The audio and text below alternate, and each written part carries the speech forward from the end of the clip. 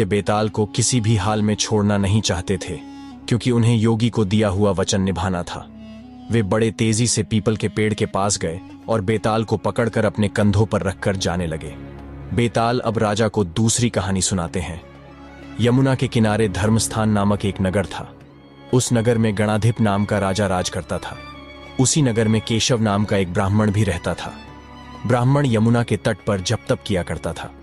उसकी एक पुत्री थी जिसका नाम मालती था। वह बड़ी रूपवती थी। जब वह विवाह के योग्य हुई तो उसके माता पिता और भाई को चिंता हुई।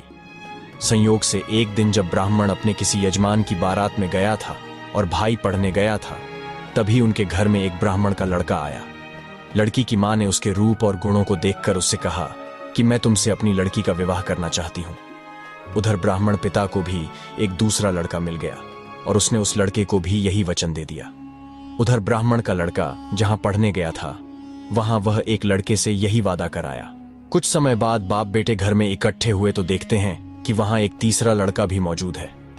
दो उनके साथ आए थे। अब क्या होगा? ब्राह्मण, उसका लड़का और ब्राह्मणी बड़े सोच में पड़ गए, क्योंकि सभी ने अपने अपने पसंद के लड़कों को वचन दे दिया था। अचानक रात में उनके घर एक सांप घुस गया और उसने लड़की को काट लिया और वह मर गई। उसके बाप, भाई और तीनों लड़कों ने बड़ी भाग दौड़ की। जहर झाड़ने वालों को बुलाया, पर कोई नतीजा न निकला। सब अपनी अपनी करके चले गए। दुखी होकर वे उस लड़की को शमशान में ले गए और क्रियाक्रम की। तीनों लड़कों में से एक ने उसकी हड्डियों को इकट्ठा कर अपने पास रख लिया और फकीर बनकर जंगल में चला गया। दूसरे ने राख की गठरी बांधी और वहीं झोपड़ी बनाकर रहने लगा। तीसरा लड़का योगी होकर देश देश घूमने लगा। एक दिन की बात है, वह तीसरा लड़का घूमते घामते किसी नगर में पहुंचा और एक ब्राह्मणी के घर भोजन करने बैठा। जैसे ही उस घर की ब्राह्मणी भोजन परोसने आई कि उसके छोटे लड़के ने उसका आंचल पकड़ लिया। ब्राह्मणी से अपना आंचल छूटता नहीं था। ब्राह्मणी को बड़ा गुस्सा आया। उसने अपने लड़के को झटकारा, मारा पीटा, फिर भी वह न माना तो ब्राह्मणी ने उसे उठाकर जलते चूल्हे में पटक दिया। लड़का जलकर राख हो गया। ब्राह्मण बिना भोजन किए ही उठ खड़ा हुआ। घर वालों ने बहुत कहा, पर वह भोजन करने के लिए राजी न हुआ। उसने कहा, जिस घर में ऐसी राक्षसी हो उसमें मैं भोजन नहीं कर सकता। इतना सुनकर उस औरत का पति भीतर गया और संजीवनी विद्या की पोथी लाकर एक मंत्र पढ़ा। अचानक जलकर राख हो चुका लड़का फिर से जीवित हो गया।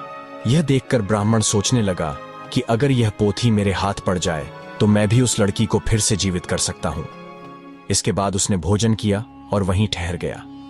जब रात को सब खा पीकर सो गए तो वह ब्राह्मण चुपचाप वह पोथी लेकर वहां से भाग गया। जिस स्थान पर उस लड़की को जलाया गया था, वहां जाकर उसने देखा तो वो दोनों लड़के पहले से ही वहां बैठकर बातें कर रहे हैं। इस ब्राह्मण के यह कहने से पहले ही कि उसे संजीवनी विद्या की पोथी मिल गई है और वह मंत्र पढ़कर लड़की को जीवित कर सकता है, उन दोनों ने हड्डियां और राख निकाली। ब्राह्मण ने जैसे ही मंत्र पढ़ा, वह लड़की जी उठी। अब तीनों उसके पीछे आपस में झगड़ने लगे। इतना कहकर बेताल बोला, हे राजन, बताओ कि वह लड़की किसकी स्त्री होनी चाहिए? राजा ने जवाब दिया, जो वहां कुटिया बनाकर रह रहा था उसकी होनी चाहिए। बेताल ने पूछा, क्यों? राजा बोला, जिसने हड्डियां रखी वह तो उसके बेटे के बराबर हुआ। जिसने विद्या सीखकर जीवन दान दिया वह बाप के बराबर हुआ। जो राख लेकर रमा रहा वही उसकी हकदार है। राजा का यह जवाब सुनकर बेताल फिर पेड़ पर जा लटका।